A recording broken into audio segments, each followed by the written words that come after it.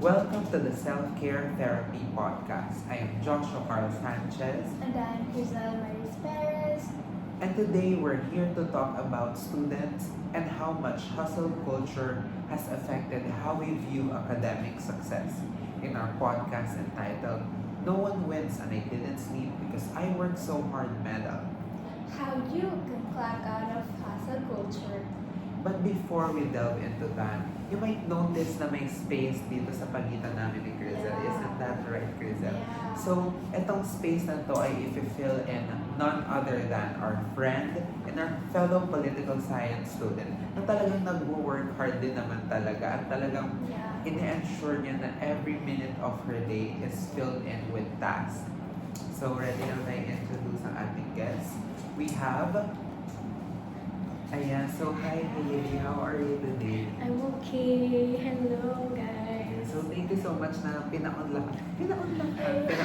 mo yung aming today, request for you to guest our So, di ba, as someone na talagang punong-puno, as a program na punong-puno ng mga gawain, talagang marami tayong mga ginagawa and sometimes mahirap i-balance yung ating time. So, kamusta naman ang mga academic tasks mo right now? Recently, okay naman siya. Pero, syempre may times na mapapagod ka na ma-overwhelm ka sa dami at saka sa bigat ng task. Minsan kasi nag-overlap yung mga tasks, yung mga deadline, nagkakasabay-sabay. So, kahit sabihin mo na madali lang to, may madali, may mahirap, magkakasabay-sabay sila. Kaya, yun, medyo nakakapagod siya. So, with regards sa hustle culture, may ka na ba? May idea ka na ba kung ano yung hustle culture? No. Ayan. So, sometimes may mga bagay talaga, Frizzle, na parang, feel natin, kailangan talaga natin paghirapan. Ikaw ba? Kasi parang yung process na parang feeling natin kapag nakuha natin yung bagay ng madali lang din siya mawawala sa atin. Feeling natin hindi natin siya deserve, hindi siya worth it, ganon. So, yung satisfaction, feeling ko nanggagaling siya dun sa hard work, kung gaano mo pinaghirapan para makuha yung isang bagay. Ayan. So, ano nga ba yung hustle culture? Ano nga ba yung topic natin for today? So, according to Forbes.com, hustle culture promotes the idea of working hard and pushing oneself to achieve more, often resulting in increased productivity. It emphasizes long working hours, glorifies constant busyness, and often places work at the center of life. So parang yung hustle culture, sobrang ganda yung pakinggan yung concept na parang talagang work. Pero at the same time, kasi parang ngayon tayo, di ba, as students, parang sobrang nagiging flex sa atin yun. Parang, busy ako, busy girl ako. Parang, madami kong gagawin. So, parang nagiging, parang nagiging reward siya or badge siya na sinusuot natin. Parang, uy, puyat ako. So, ganun din ba kayo? Ikaw, Hailey. Oo naman. Kasi, yun nga, kilala niyo naman ako na magsasabi sa GC na, matutulog ba kayo? Ganun, di ba? Lagi ako nagme-message sa GC, sabi ko, tutulog ba kayo? Kasi mag-all-nighter ako, ganito, ganyan. Especially kapag may reading sa major. Kasi, parang magkikilty ka kasi if pinalagpas mo yung time and kapag inisip mo na, OMG, deserve ko bang mag-sleep? Kasi di pa nga ako tapos eh. Ba't ako matutulog? Hindi ko pa siya deserve. So, as much as possible, kahit kaya ko pa, hanggat kaya ko pa, hanggat gising pa yung diwa ko, ipupush ko talaga yung sarili ko sa limits. I know it's bad and masamang practice siya, knowing na it's bad for my health and my mental health. Kasi nga, it's really draining. Especially, napapasok ka sa school, wala kang tulog. Tapos, you have a long day ahead of you.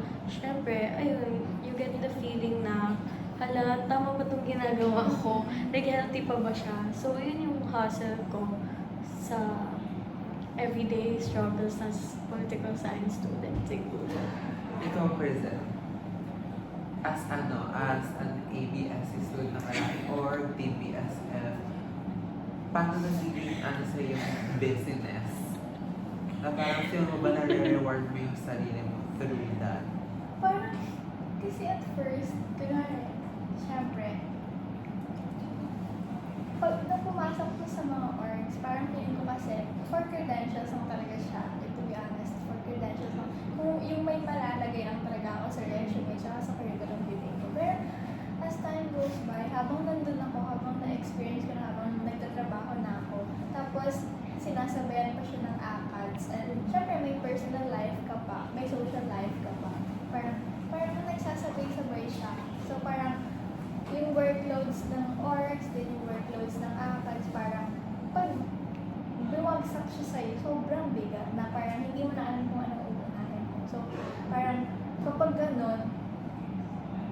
ganun na yung parang kabigat yung workloads na meron ako, parang hindi mo na maiisip kasi na matulog eh. Hindi mo na maiisip kumain, maligo. Wala na siya sa isip mo kasi bombarded ka na ng mga gawain eh. Yun na yung nasa isip mo. Yun na yung priority na dapat mo gawin. Like, nasa isip mo, ito na yung dapat kong gawin. Wala na kung dapat na wala like, yung isip ko, wala na sa ibang bagay. Kasi nandun na. So parang, alam mo yung kahit sobra-sobra na, like, alam mo sa sarili mo na hindi mo na kaya. For example, pumasok ka, pagka-uwi mo, like, gumawa ka pa ng task, tapos gabi na, tapos may pasok kang pagkinabukasan. Imbis na maisip mo na magpahinga, iisipin mo, kailangan ko pang tapusin ito para masabi kong deserve kong magpahinga talaga.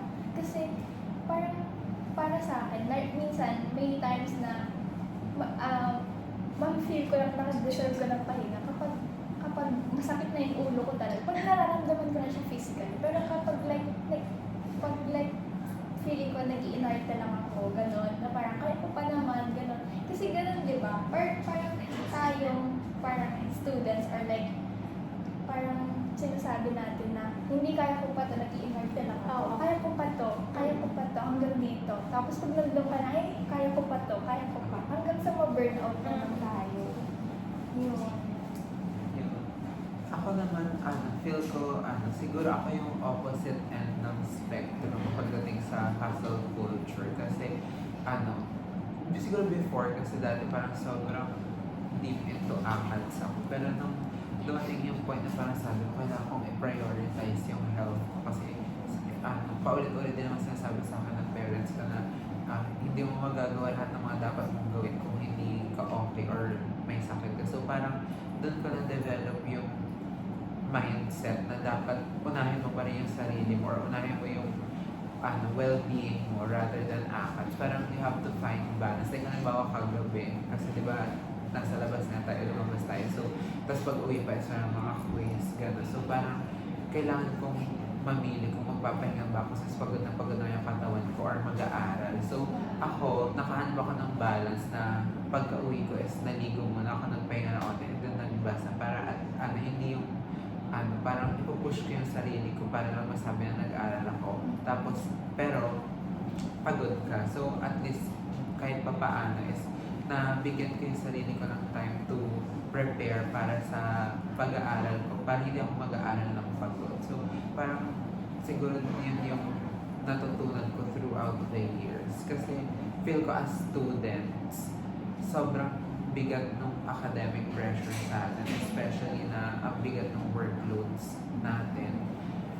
Kaya parang nagpo-force tayo na na habulin yung academic validation. So, ayun, parang pwede itong kapag parang push ka ng push, pwedeng mag-lead sa burnout. So, yung nakakatakot, yun talaga yung kinakatakot ka na So, kayo ba feel nyo umabot na kayo sa point parang na-burnout kayo or malapit na? Ako, oo talaga. Na-feel ko na yun na pag naramdaman ko na yung... Kasi ako, sobrang iyakin ko kapag ganyan. Wait lang, sorry. Ay, ganyan na lang. As someone who's iyakin, mabilis kasi ako ma-overwhelm na tao. So kapag nilapagan mo ako ng maraming papel sa harap ko, iiyakan muna kita bago ko gawin yun, bago ko basahin yun. Kasi yun nga, lagi kong nafe-feel na nabe-burnout ako and na-overwhelm ako sa mga tasks na to the point na iniisip ko, OMG, tama ba yung pinili kong course? Like, para sa akin pa ba itong program na to? Kasi kahit mahal na mahal ko yung program ko, hindi pa rin talaga mawawala sa isip ko na kaya ko pa ba? Kasi ngayon pa lang na nagsisimula ako, ba't parang sinusubuan ko siya? May times na iniiyakan ko na yung mom ko, tapos yung mom ko sinasabi niya sa akin, kaya mo pa ba? Pinili mo yan eh. So, dun, sa pag sinasabi niya pinili mo yan, dun ako like bumabalik sa self ko na, oo, pangarap ko pala to. So, kapag napaburnout ako, yung ganong feeling na napaburnout ako na parang ayoko na mag-aral, ganito, ganyan. Gusto ko na mag-iba na akong program, iba na ako ng course, mag-shift na ako. Doon ko ipapasok yung sinasabi sa akin ng parents ko na, dream mo yan simula noon eh. So, wala namang nakakarating sa taas nang hindi mo pinaghihirapan, right? So, iniisip ko na lang siya all the time. Niyo-use ko yung weaknesses ko as my motivation to move forward. Kasi, if nagpakain ako sa feeling ko na nababurnout ako, mawawalan ako ng strength to move forward and go on with my course. And knowing na mahal ko nga yung program ko, alam ko sa sarili ko na kaya ko siya. Kahit nababurnout ako, kaya ko. As long as tama yung mindset ko na kakayanin ko. Malayo pa, pero kakayanin ko. Nandun na eh. So, ba't ka pa lalayo, diba? Ba't mo i-doubt yung sarili mo? Kaya, ayun, ang bottom line is, use ko yung weaknesses ko, like burnouts, as a motivation nga. As an inspiration. push mo yung Yes, sarili mo. push lang. Ganon. Ikaw, Prizel, malapit ka naman ma-burn out or na-burn out ka na lang. Siyempre, burnout na din talaga ako. Kasi, ewan ko, like, parang ako kasi, mahilig ako mag-aral. Mahilig talaga ako mag-aral. Parang sa tingin ko kasi, hindi ko siya privilege. Parang syempre right ko siya bilang isang, parang bilang isang kabataan. Isa siya sa mga right ko. So parang, ewan ko, hindi ko alam kung bakit gusto ko nag-aaral. Parang gusto ko laging may pinag-aaralan. Ako may binabasa ko, gano'n. Pero, syempre, kahit naman gusto ko yung bagay na ginagawa ko, may times na mabuburn out talaga. Kasi, kapag na-overwhelm ka na, kapag sobra-sobra na talaga, like na-overwork ka, dun ka na nabuburn out eh. Kasi, yun nga, yung sinabi ko kanina na parang, up to this extent, kaya ko pa. Tapos pagdating mo doon, sasabihin mo na naman, hindi kaya ko pa to, kaya ko pa. Hanggang sa, bigla ka na lang mag-shutdown. Like yung system mo mag-shutdown na parang, wala, parang, in one snap, parang, hindi ka na gumagalaw. Parang, ganun ako ma-burn out. Parang, isang umaga or like isang pag-gising ko, hindi na ako gagalaw. Hindi na ako mag-chat. Like, may one time noon na sa sobrang burnout ko dahil sa orgs, so naging inactive ako for a while na, syempre parang yung position ko or like yung ginagawa ko, parang important siya sa org kasi more on paperworks. Tapos so, nawala ako ng mga 2 weeks, gano'n. So parang, Nagkagulo sila. nagkagulo lahat kasi yung mga paperworks na assigned sa akin na mostly important, parang napunta sa kanila or hindi lang nila alam kung saan kukunin anong update or whatsoever. So parang doon makikita mo pa lang na parang nakakatakot ma-burnout. Parang kasi parang yun nga, parang in a snap, bigla ka na lang talagang mag-shutdown na wala kang gagawin. Tapos, yung pagka-burnout mo na yun, hindi siya yung parang ipapahinga mo lang. Hindi siya ganun. Kasi yung burnout, parang nasa isip mo siya eh.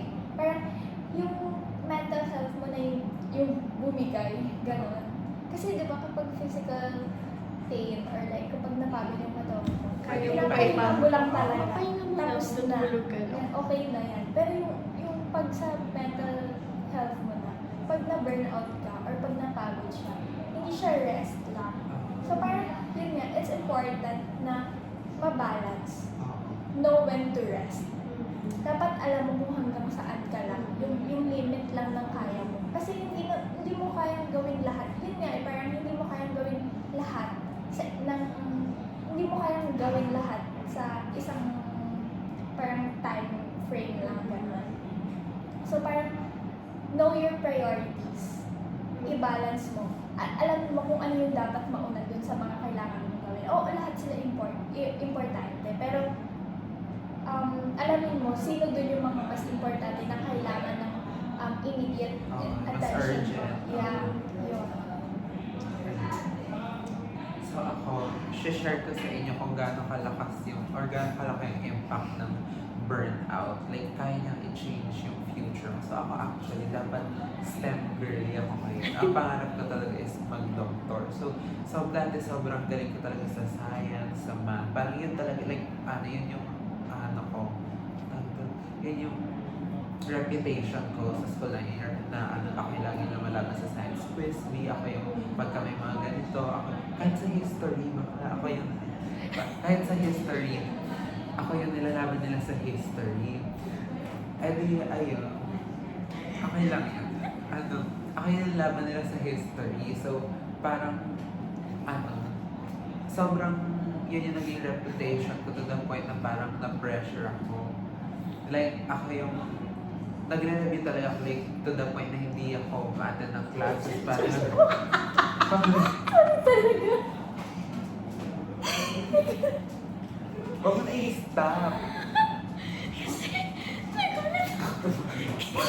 Alam kong i-chismis natin yan. Pero sabi niya, bakla. Okay. Ikaw, I'm so sorry. Okay, tuloy. Ayun nga, so, umaabot sa point na sa school na kami natutulog para mag-review, gano'n. Tapos, hindi talaga nakakapasok sa mga klase ko kasi ang, parang, kumbaga, ang purpose ko na lang sa school is ipanalo yung mga science quiz. So, unlike na nanalo naman ako, like, umaabot ako ng regional, gano'n. Pero, kasi for science quiz, so for science and science, umabot siya sa point na, tapos, nung pinasok ako sa journalism, parang, doon ako nakapasok sa humanities. Parang doon ako napasok yung humanities na nagsimula akong magsulat, nagsimula akong pero yung pinasok ko ng journalism is science quiz, science and science, health and technology writing. So may science pa rin kasi nga science yung reputation ko. So, pero nahaluan na siya. Tapos parang doon ko na-realize na, parang mas gusto ko pala ng humanities, mas gusto ko yung magsulat. Na-realize ko nung mas sinimulan kong piliin yung mga review ko sa journalism kaysa sa science na parang nagagalit yung mga teacher na, mabili ka, mas gusto ko pa na journalism o ano.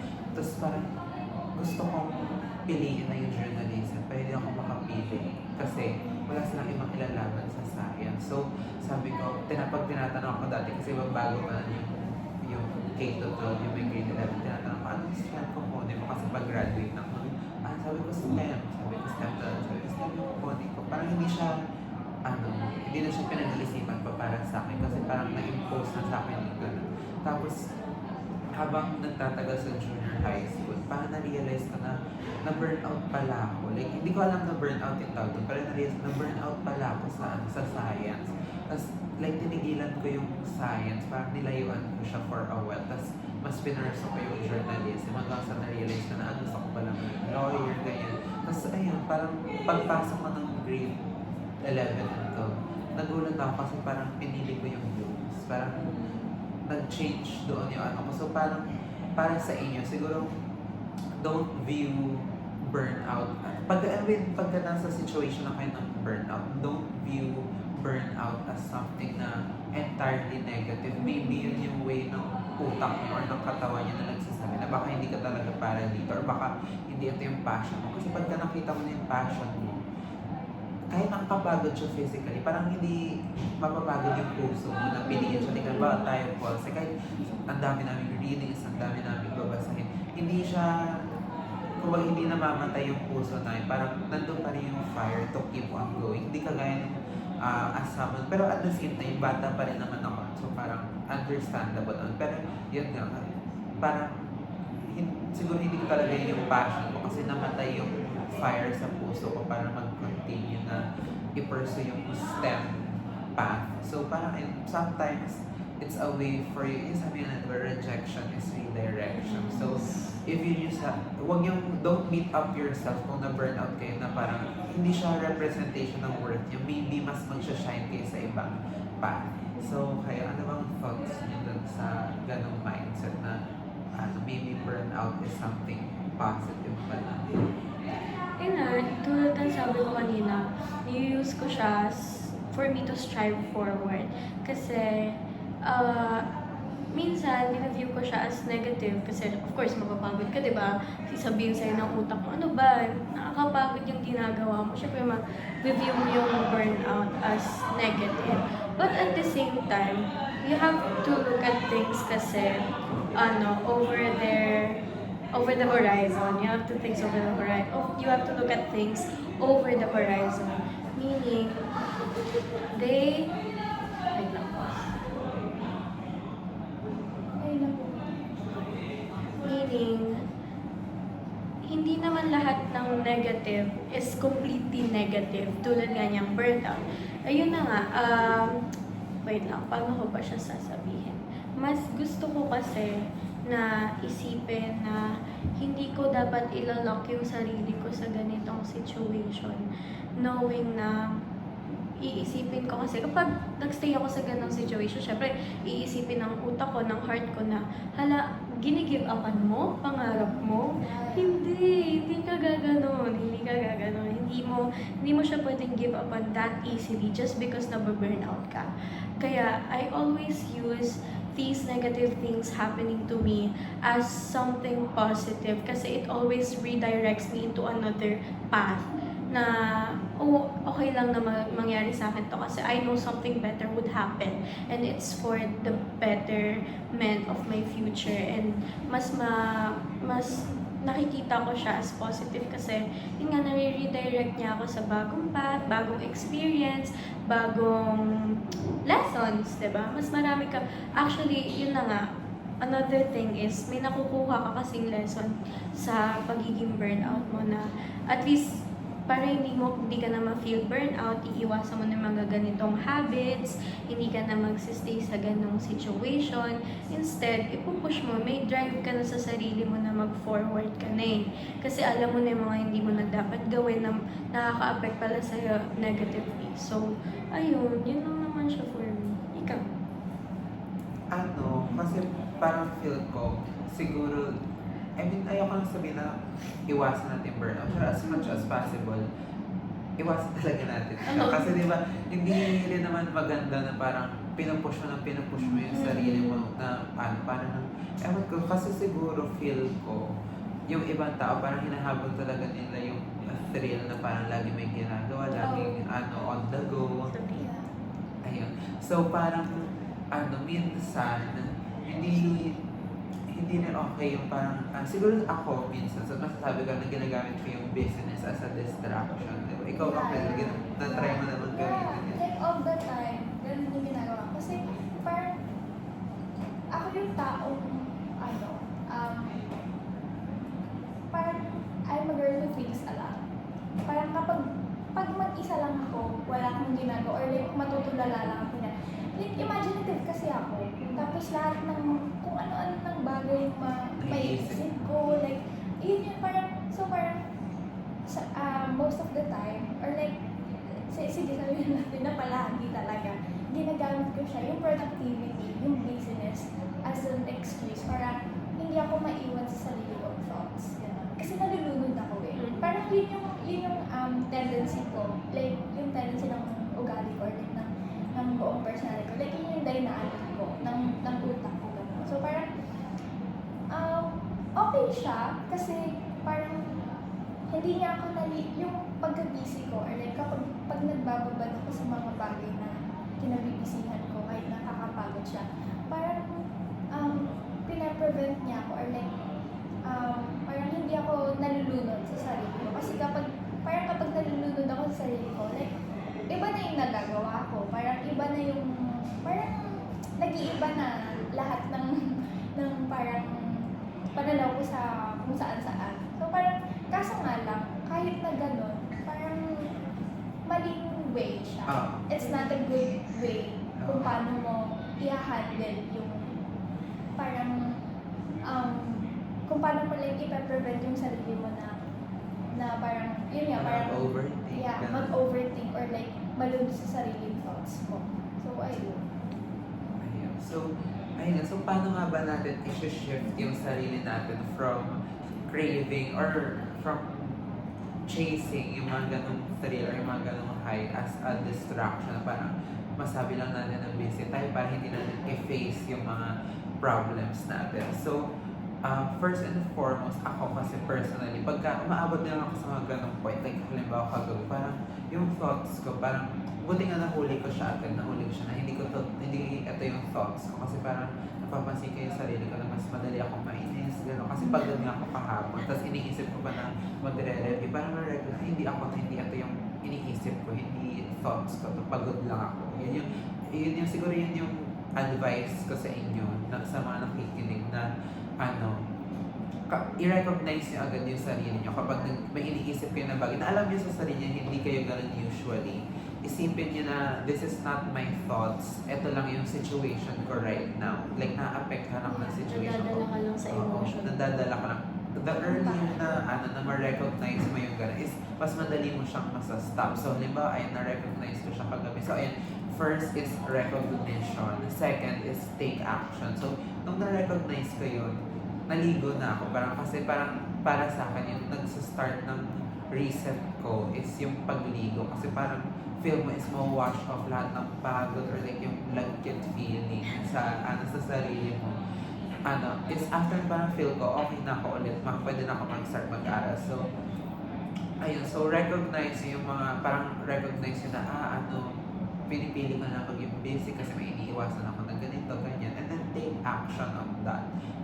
Not take action necessarily na talaga mas ipabusy mo yung sarili mo, but rather, take action on working or facing kung ano ba talaga iniiwasan mo. Kasi kung hindi, hahabol-habulin ka lang din yan.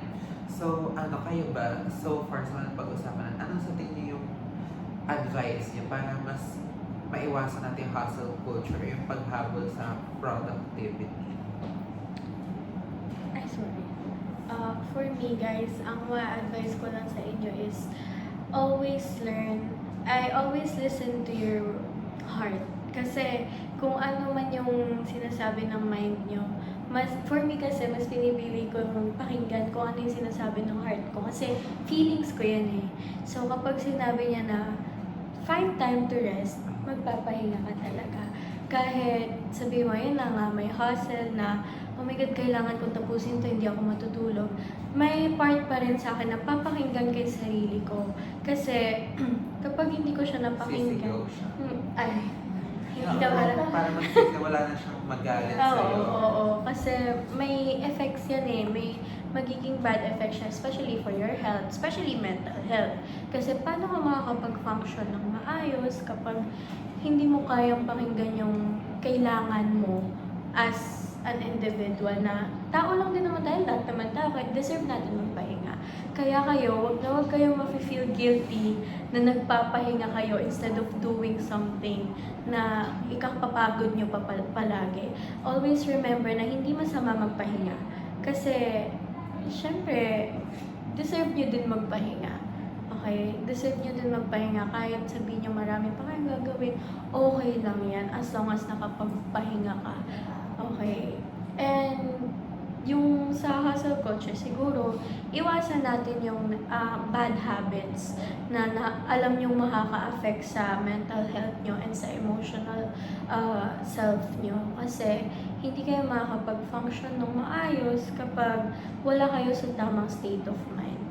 And as someone who is always hustling, like lagi na lang akong biktima ng hustle culture na yan, I've been trying actually to change my habits and pinapakinggan ko lalo yung sarili ko na pinapakinggan ko yung advices ng iba't ibang tao sa mga paligid ko, may friends ko, family ko, boyfriend ko, pinapakinggan ko sila na, uy, magpahinga ka naman. Deserve mo naman magpahinga, walang masama magpahinga. And kayang-kaya mong bawian kung ano man yung na-miss out mo as long as hindi ka pagod. Perfect. So for me naman, para like ma-prevent or like more like, ma-prevent mo yung burnout. Yung balance, para sa akin kasi balance talaga siya. Kasi yung workloads, parang as a college student, yung workloads na sobra-sobra talaga, hindi mo siya maiiwasan eh. Kasi gano'n na talaga yung culture, gano'n na talaga yung nature ng ng pagiging college student mo. Parang yun na talaga yung responsibilidad na dapat mong ginagawa. So, parang bilang college student, well, like, parang we're left with no choice kundi gawin talaga yun kahit napagod tayo. Ganun naman kasi talaga eh. Doon siya nag-uumpisa hanggang sa nasasanay na lang tayo na nagiging validation natin yung pagod na yun na parang siguro makakakuha ko ng mataas na grades kasi grabe yung pagod ko or like, grabe yung effort, like grabe yung pagod na ginawa ko para sa readings ko, sa mga tasks or assessment. Pero feeling ko, kahit na inevitable yung workloads, parang kailangan mong i-balance eh. Kailangan mo talaga ng pahinga. So parang, para lang kasi siyang, siguro ang magiging analogy ko is, para lang siyang computer or robot na kapag constantly mo ginagamit nang hindi ka nagpapahinga, mag-shutdown na lang kasi talaga siya. Masisira siya. So parang in order to prevent that, kailangan mo, like from time to time, kailangan mo ng rest. Like, yun, parang know yourself. Yun lang. Parang kailangan mong kilalanin yung sarili mo na ay parang sa ganun, yung parang katulad ng sinabi ni Joshua na ay naiinis na ako. Parang parang ano tawag dito? Parang na-overwhelm ako sa thoughts ko. Pero yung thoughts na yon dahil lang pagod ka, dahil lang sa overwhelmed ka or like parang bombarded ka ng gagawin mo. So, kapag ganun, parang yun na yung parang dun mo na malalaman na ay kailangan ko na ng pahinga. Kasi, yun nga, parang hindi ito yung thoughts ko. Parang pagod lang ko. So, tsaka sa hustle culture naman, sa hustle culture, wait lang, nalimutan nila. Ulit lang sa isip ko kanina. Nalimutan ko na. Ano yung sinabi ko kanina sa hustle culture? Bad habits. Iwasan. Yeah. Sa hustle culture kasi, parang, yung parang sinabi nila, di ba, na iwasan mo, like, sa sarili mo, internally. Pero, dapat tayo kasi, iwasan din natin siya na i-impose or like, sa ibang tao. I-glorify. Like, kunwari, makikita mo siya, pagod na pagod siya, tapos ikaw compare mo sa sarili mo na may tulong. Hala, baka Baka hindi magkakaroon siya enough ng- yung Yeah. ginagawa ko.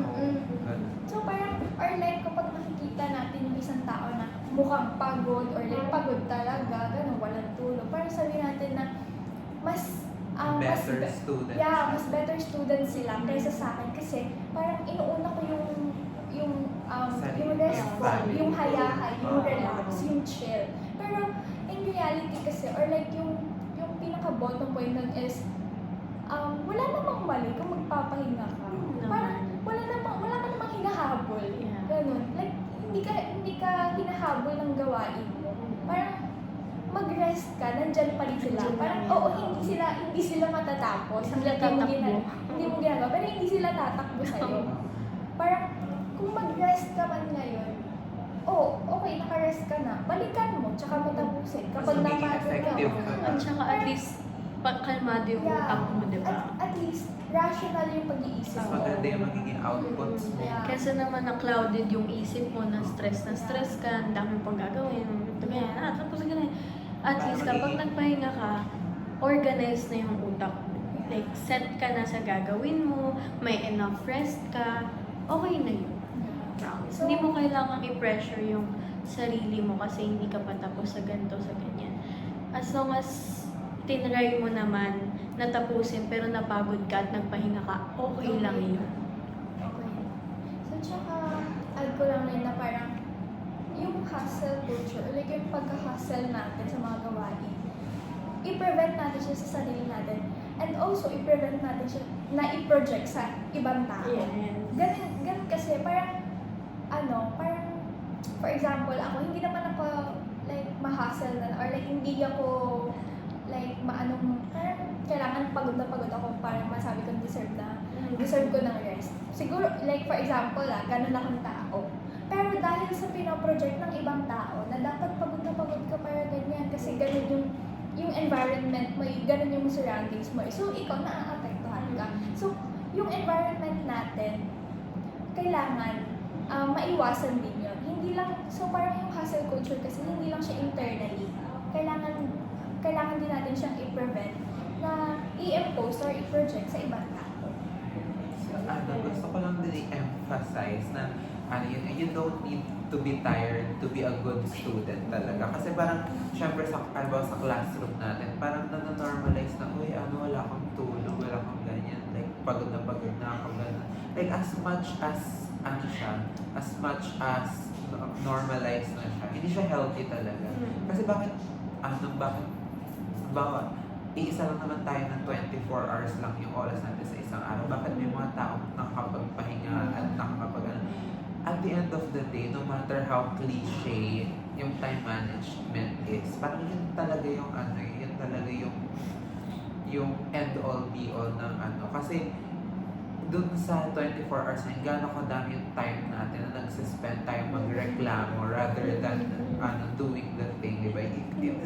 Kumbaga yung kalahati ng oras na nireklamo na, though it's normal, so like, it's okay to complain, pero yung kalahati ng oras na nireklamo natin is pwede natin ilaan sa pahinga or pwede natin ilaan sa paggawa. Kasi yung hustle culture, I think nag-system kasi siya sa parang meron din siyang hint of procrastination kasi pinaprocrastinate mo yung personal life mo para sa career mo or sa academic life mo. Parang instead na binibigyan mo ng time yung sarili mo or yung mga things na outside of your career, mas pinafocus. Kumbaga, procrastination din siya in a sense. So, parang sa classroom natin, parang nakakasad lang na normalize na sana yung lagi walang tulog, gano'n.